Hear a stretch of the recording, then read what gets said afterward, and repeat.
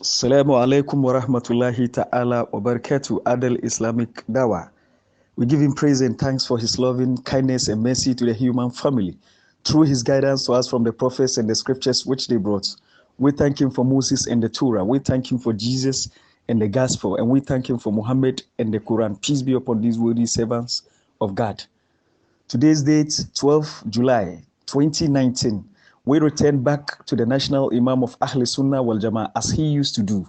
Let's get back to him without delayance to come up with the topic that he decided to preach on the platform today. Inshallah. Assalamu alaikum wa rahmatullahi ta'ala wa barakatuh, Sheikh. Alayka assalam wa rahmatullahi ta'ala wa barakatuh. Bayan mun gode ma Allah muka yabi annabi Muhammad sallallahu alaihi wa sallam, za mu ci gaba da ba ku labari game da batun bautan Allah kaɗai, kar a gama shi da kowa. Shine ma'anan la ilaha illallah Muhammad Rasulullah sallallahu alaihi wa sallam. Akan haka nan za mu karanta abin da Allah ya ba mu labari game da annabi Ibrahim wajen tauhidi. In Allah ya yarda wannan yau juma'a ga da juma'a mai zuwa batun annabi Ibrahim za mu yi, mu ga matsayin abin da ake nufi da bautan Allah kadai. Right, as Sheikh started, he has given thanks to God for his life and pray for each and everybody on the platform. And he came out by saying that truly today he decided to come out with the topic monotheism, that is consciously under the servants of oneness of God. And he says this Friday and next week Friday, if God will, he will come out with the historical events of our antediluvians. That was Prophet Abraham, what he passed through with his people, this and the week that is to come. Inshallah, we will get back to him to hear from him what comes out from the Quran. Babu shakka Ubangiji Allah ya yabi annabi Ibrahim da tauhidin da annabi Ibrahim Allah ya bashi, da shi da mutanensa Allah ya jarabce shi, sannan Allah fi da shi. Muka je suratul an'am, shine sura na 6, aya na 74 na 73 zuwa 70 zuwa 88. Allah na cewa subhanahu wa ta'ala, wa iz qala Ibrahim li abihi azar atattakhidhu asnaman alihatan inni araka wa qaumak fi dalalin mubin. Ya manzon Allah, ka ji ka ambata mutanenka yayin da annabi Ibrahim kakanka yake gaya ma ubansa Azar lokacin suna bautan gumaka, ina gaya masa atattakazuna asnaman alihatan, kun dauke gumaka kuma da su suna bin bautanku. Inni arak, ina gan babansa, ina ganin kai ubana, wa qaumaka da mutanenka fi dalalin mubin, kuna cikin bata, bayyanannen bata, kun shiga daji kwarai da gaske, inji annabi Ibrahim da babansa. Right, as Sheikh started, it was 74 rather, not 73. This is the story of Abraham, what happens to him and the temptation that he passes through before God healed him out of that. Because out of difficulties comes miracles. You will not see miracle just like that. God need to tempted you before he will come out with a solution to you. And Sheikh started with, that is 74, where God is narrating this story to our great prophet Muhammad sallallahu alaihi wasallam. That, and remember when Abraham said to his father Azar, do you take idol as ilaha, that is God? Verily, I see you and your people in manifest error. Anan sai Allah ya jarabce shi ya gaya ma mutanensa domin ya ba su dalili abin da ya kamata su yi ba bautan gumaka ba. Sai Allah ya ce wa kadhalika nuriya Ibrahim malakutu samawati wal ard, haka nan ne muka bari sayyidina Ibrahim ya samu dalilai daga ikon Allah, abin da Allah ya halitta na daga sama da ƙasa. Allah ya gwada masa, ya bashi wannan karatun wali ya kuna min almu'minin, saboda ya zama yana cikin manyan mummunai. Menene Allah ya gwada masa? In ji Allah subhanahu wa ta'ala, falamma janna alaihi al-layl, da dare yayi ra'a kaukaban, sai annabi Ibrahim yace ya dubi tauraruwa, yace akan nasu ra'ayinsu cewa wani abu kuma bayan Allah ya zama bin bauta, kamar Yahudu da Nasara, wani kuma bayan Allah ya zama bin bauta. To sai Allah jalla wa'ala ya ba sayyidina Ibrahim wanga ilimin, da dare yayi ya ga tauraruwa akan nasu ra'ayinsu, sai ya ce qala hadha rabbi, sai wannan ubangiji na ne. Ma'anansa akan ra'ayinsu, shi ya san komai. Falamma afala, da tauraruwa ya gushe, qala la uhibbul afilin, ba na ɗaukan wanda yake zai gushe ya zama ubangiji na. A nan kurun maganan da muka fara kenan. Ashe idan ya kasance wani abin da yake bai tabbatuwa, bai zama abin bauta. Right, as Sheikh pursues, he now moved to 75, where the Quran says God is putting Abraham into temptation and try to teach him out of that. And he says, thus did we show Abraham the kingdom of the heavens and the earth, that he be one of those who have faith with certainty. When the night covered him over the darkness, he saw a star. He said, this is my Lord. But when it set, he said, I like not those that set. When he saw the moon rising up, he said, this is my Lord. But when it set, he said, unless my Lord guide me, I shall surely be among the people who went astray. And Sheikh came out with his wonderful explanation by saying that this is what Abraham has set his eye on. By seeing the star, he decided to just follow it as his Lord. But when it says down, he says no. So we have to know that whatever that passes away can never be the one who's supposed to be worshipped. God is there each and every day, forever and ever. And whatever has its limitation of time, then we don't need to worship that. Muka je kamar yadda malami na fasara, falamma ra'a al-qamara bazigan, da ya ga wata ya hito, qala hadha rabbi, akan ra'ayin mutanensa, wangai ubangiji na ne.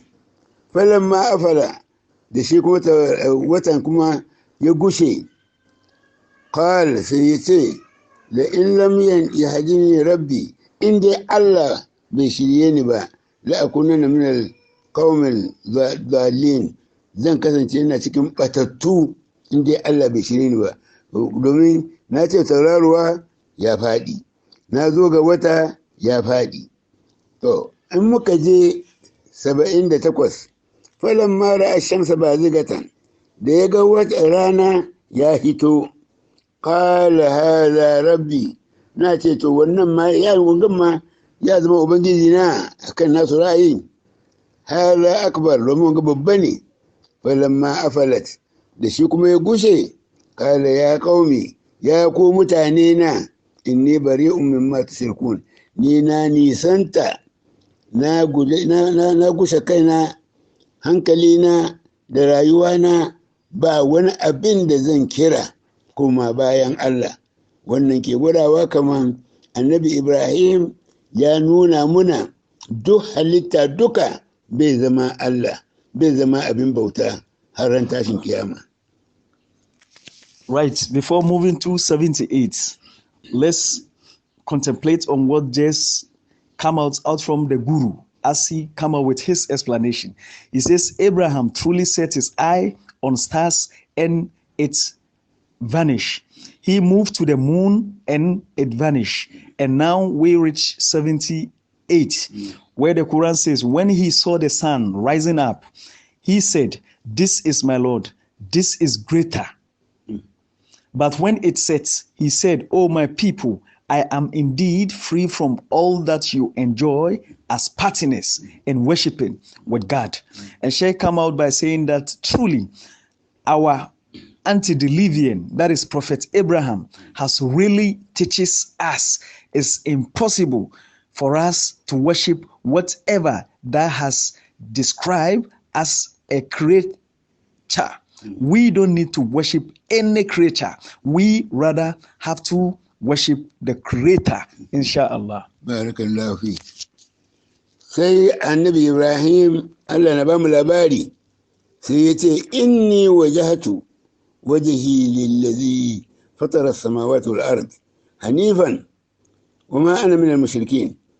Ina son sanar da ku iyayena, babana da mutanensa, ni na fuskanci ubangijina, ubangijin da ya halici sama da ƙasa, shi ni na fuskanta. Wama ana min al-mushrikin, bai yiwuwa in gama Allah da wani, bai yiwuwa, na wuce wurin. Yasa daga yau akan abin da nake gaya muku, na fita cikin sha'aninku, ina bautan ubangijina ni kadai. Right, Sheikh pursues with 79, where Abraham still pursue his parents by saying that, verily, I have turned my face towards him who has created the heavens and the earth. And if that is Islamic monotheism, consciously under the servant of oneness of God. And this is worshiping none but Allah alone. And I am not of al-mushrikun. I am free from ascribing any partners to Allah. Sai ya ci gaba da cewa hajahu qawmuhu, sai mutane suka tashi gaddama tsakaninsu da shi, yana gaya musu maganan da ya kamata su yi, sun wasu na gani kamar abin da suka tada kakanninsu na yi bai yiwa su bari. Qala atuhajjuni fillah wa kad hadani, ku zo kuna gaddama da ni a cikin sha'anin Allah bayan Allah ya shirye da ni. Wala akhafu ma tushrikuna bi, ni ban tsoron wa'anda kuke kira koma bayan Allah, illa an yasha rabbi, sai da ko shay'an, sai in Allah ya so wani abu, to wannan duk abin da Allah ya so na yadda. Amma cewa kaman gumakanku ko ko abin da kuke kira ko abin da kuke bauta shi zai min wani abu, wallahi ƙarya ne, sai abin da Allah ya da ni. Wasu a rabbi kulle shayin ilimin, Allah jalla wa'ala ya yalwata ilimi ga dukkan duk abin da Allah ke son ka sani. Afala ta tazakkarun, ba ku neman ilimi ku fahimci Allah ne, ba ku bincike ne, ba ku tunane ne. To wannan magana in ka lura, wannan ya kama mu duka. Muka lura yau, mu musulmi da kirista ne da wani mai bautan turu ne, inda za mu yi binciki abin da Allah ke faɗi, mu rabu da batun ina wajen na ba'ana babanninmu, mu komo mu nemi cikin Bible ne, cikin Qur'ani ne, da mun ga gaskiya, da ba wani gaddama. Right, a Sheikh still pursues with the Quran and its explanation. He now moved to 80, where God says his people disputed him. He says they are having misconception with him because their antediluvians also are the worshippers of idols. But why is he telling them that they should stop and mind their way by worshiping God alone? He said, do you dispute with me concerning Allah while he has guided me? And I fear not those whom you associate with him. That is Allah in worship. Nothing can happen to me except when my Lord Allah wills something. My Lord comprehend in his knowledge all things. Will you not then remember? And Sheikh come out by saying that this comprises whatever that goes in the world up to now, because there is saying here and there from the allies that they are trying to react under mediating between people and their creator. He says they are also using that. We have to do away with all sorts of indecencies acts comprises in ascribing patterns to God and go back to our senses and see what the earlier prophets did pass and learn something out of that. We, the Muslims and the Christians, we have to do away with all sorts of indecencies acts concerning ascribing patterns to God, as we are saying, and get back to what the scriptures is instructing us, inshallah. Barakallahu fiqh. Sai Allah ya ce, Annabi Ibrahim ya ce da su, wa kaifa akhafu ma ashraktum wa la takhafuna annakum ashraktum billah ma lam yunzil bihi alaykum sultanan fa ayyul fariqayn haqq bil amn in kuntum ta'lamun. Yaya zan ji tsoron abin da kuke kira gumakanku, itace ne, ƙasa ne, waliyi ne, mala'ika ne, aljani ne, wanda kake kira duka, ya ni zan ji tsoron shi.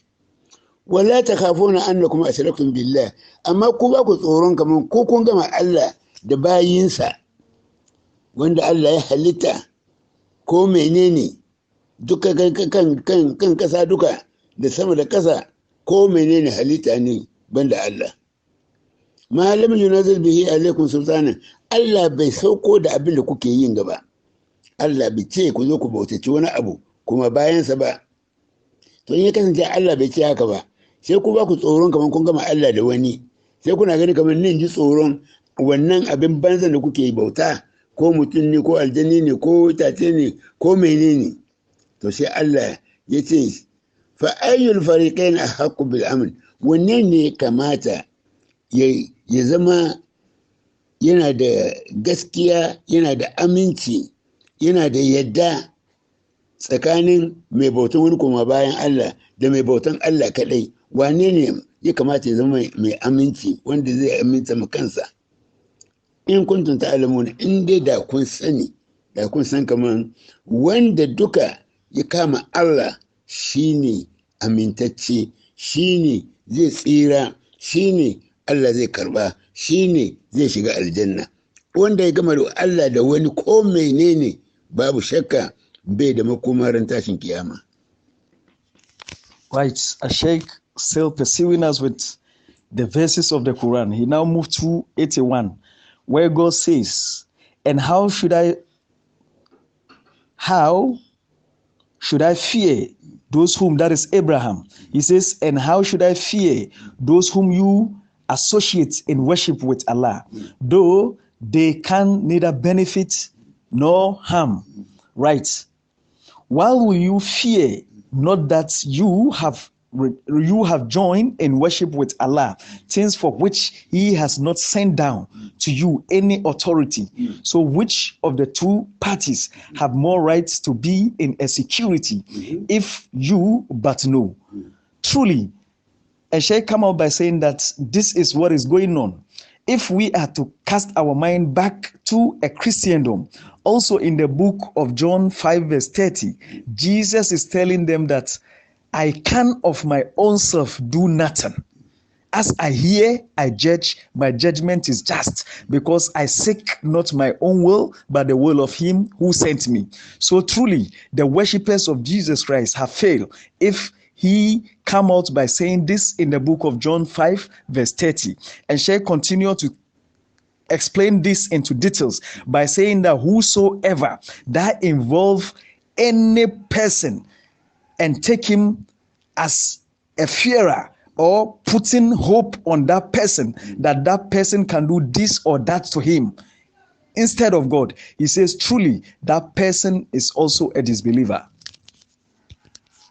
Akan haka nan sai Allah ya ba mu jawabin wanda suke da aminci, wayanda yake za su tsira duniya da lahira, sai Allah ya ce tsakanin su biyun nan alladhina amanu wanda suka ba da gaskiya walam yalbisu imanahum bi zulmin basu gama Allah da wani ba wanda suke sun Allah kadai suka sani suke bauta suka yadda komai ya same su Allah ne komai suka samu Allah ne to ulaika lahumul amin to wa'annan su kadai ne suke da tsira suke da yadda suke da Allah zai ɗauke su su zama bayin Allah yan aljanna wahum muhtadun su ne shiryayyu sai Allah ya ce wa tilka hujjatuna atainaha Ibrahim wanga shine hujjojinmu shine dalilanmu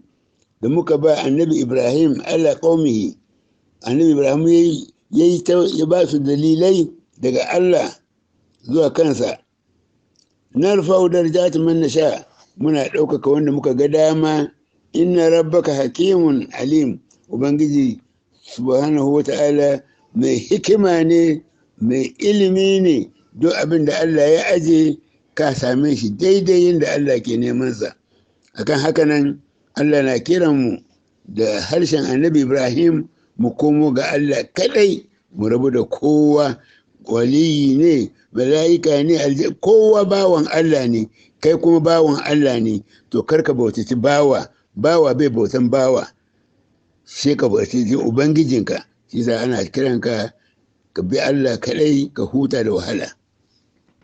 Right, as we still coming across the verdict through Sheikh from the Quran, we now move to 82, where the Quran says it is those who believe. God is telling us or try to inspire to us those who are saved. And he says it is those who believe in the oneness of Allah and worship none but him alone. Truly, also Jesus come out by following this. That was in the book of John 17, verse 3. He says, verily, verily, this is life eternal, that they might know you as the only true God. That means we don't need to ascribe patronage to you. And he says, and Jesus Christ, whom thou hast sent to them.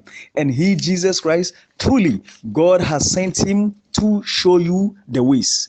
And we now move to 83.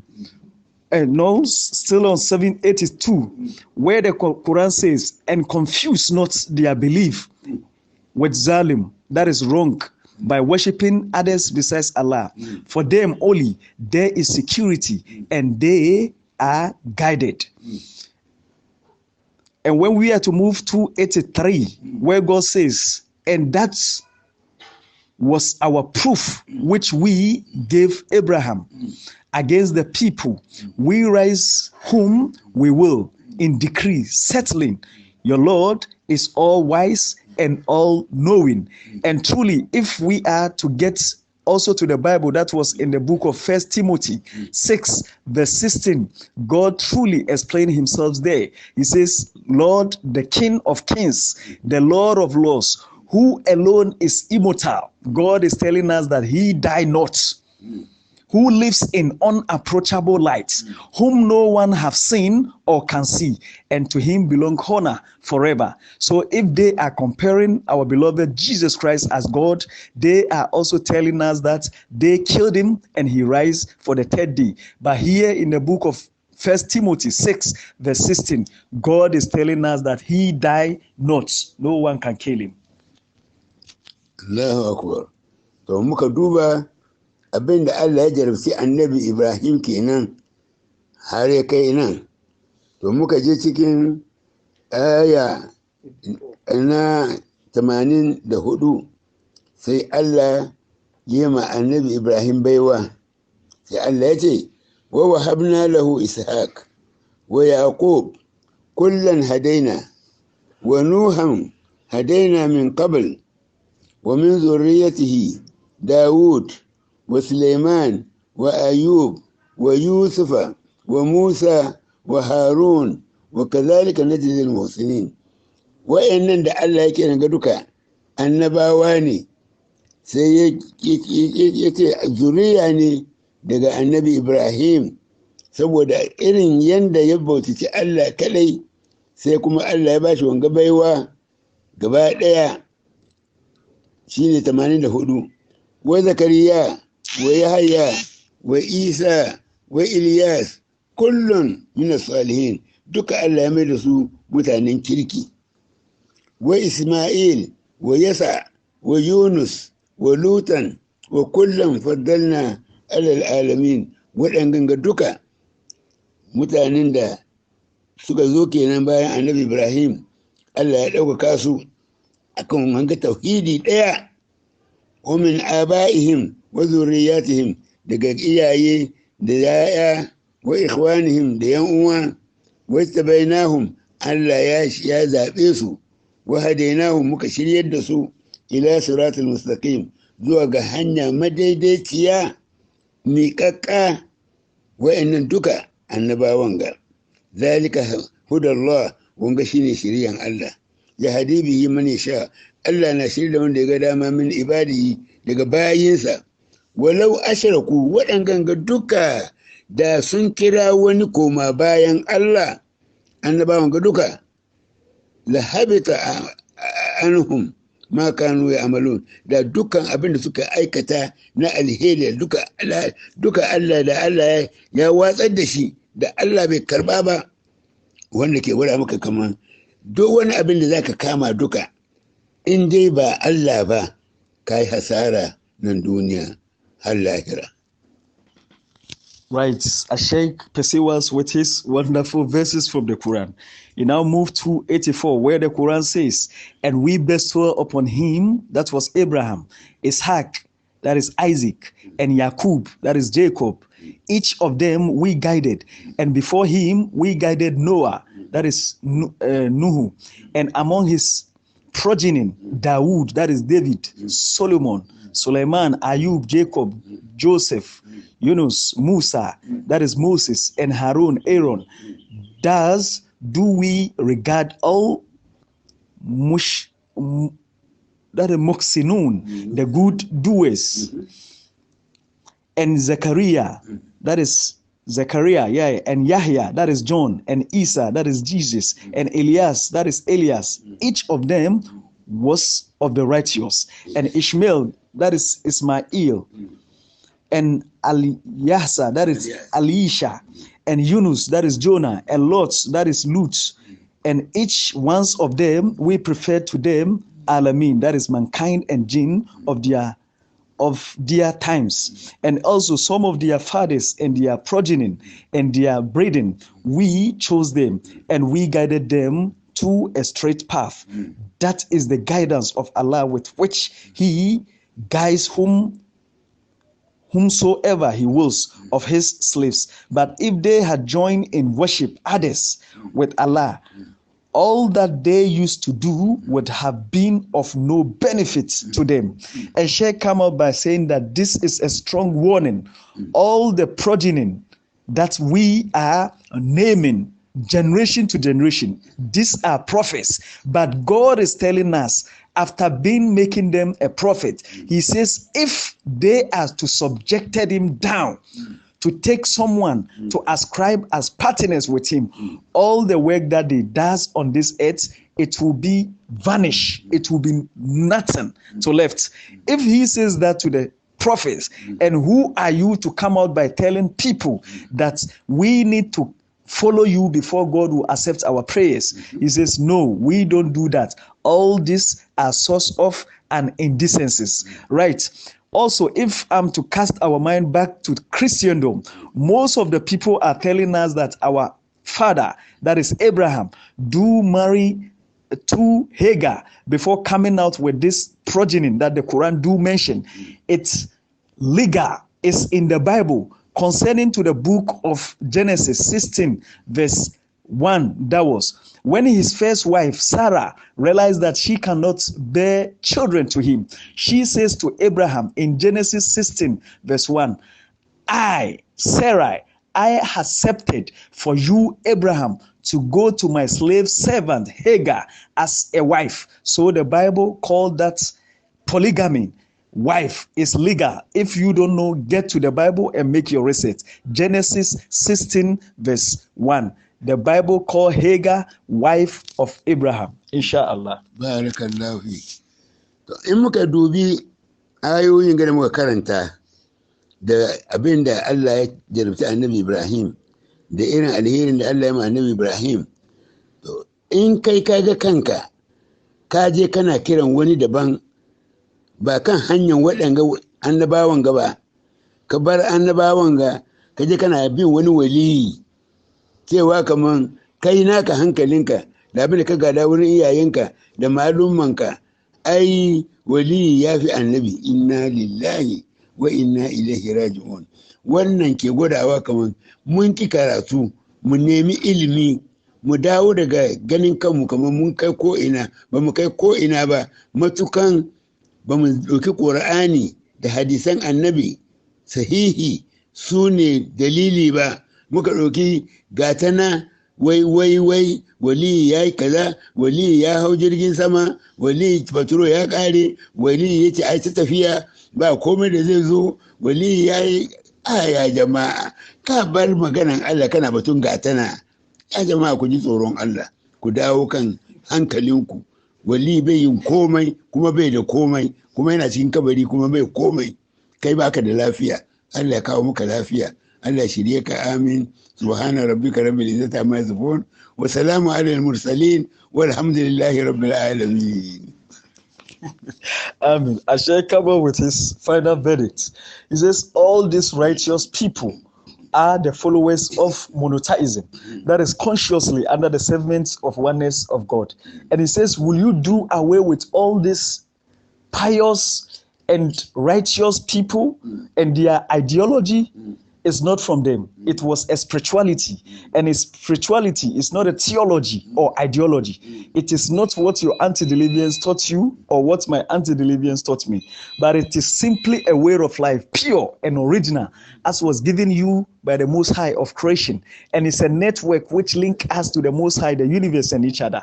So therefore, if one is to act contrary to it, the gurus among us will channel him to its standard form. And he says there is story and there is historical event. Whatever that you hear from someone telling you this or that, let that person comes out with historical events from the Quran before taking that source. But if you are to follow anyone that comes to you, do this or do that or follow this, he says, then you need to check out yourself that you are not doing well. You need to go back to the historical events that God is instructing you. Don't tell yourself that this malam is special than this.